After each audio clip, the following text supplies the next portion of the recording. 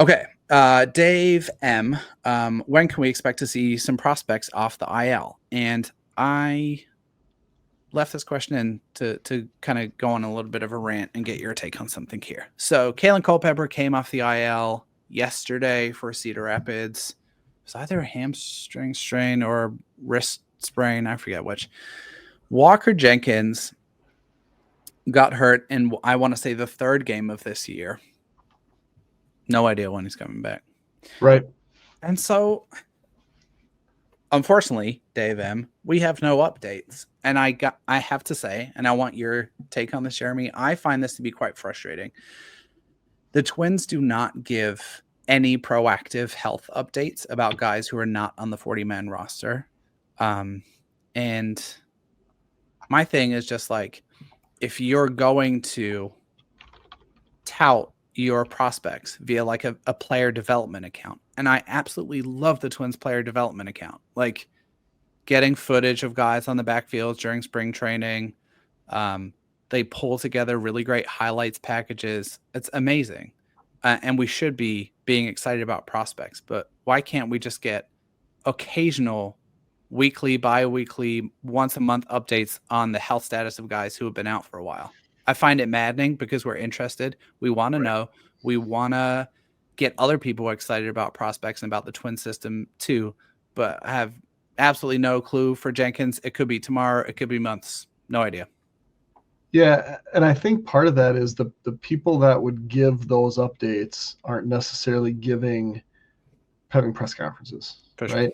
So then it would fall on the GM, and how often does the GM do it? I feel like Felvey used to do it more. I guess he's not even really the GM anymore. But it would make sense for that to happen. Mm-hmm. But I think part of that is the guys in the room that ask the questions, they could ask these questions, right?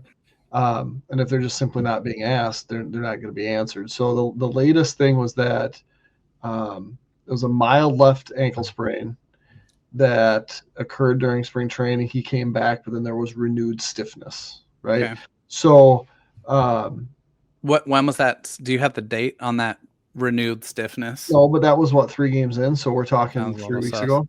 Yeah. Right.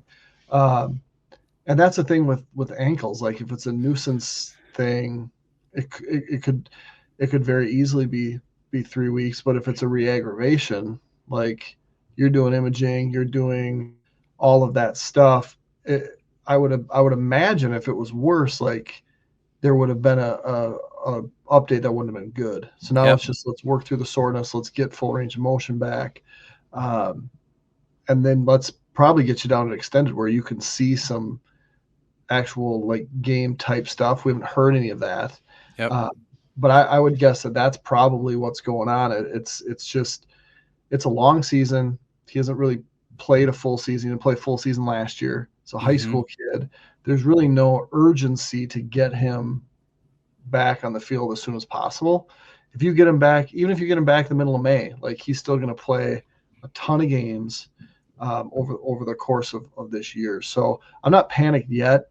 Is it annoying? Absolutely, because we're getting updates on Royce Lewis, right? We're seeing videos of Royce Lewis, and you have an idea. But yeah, it would be nice if someone from the organization would just like a monthly minor league baseball bulletin. I guarantee that would be well received by reasonable Twins fans, which might be like a dwindling population these days. Well, and that's the thing. Maybe do that and try to keep the interest. And I don't think a month is good enough. I think it's almost got to be like every other week. Once every 2 weeks, yeah, sure. Every other Friday. Yep. Give us the update. Just be like, continuing to work through rehab. Like you don't even need to give a timeline. I just like a steady flow of information, I think would go a long way.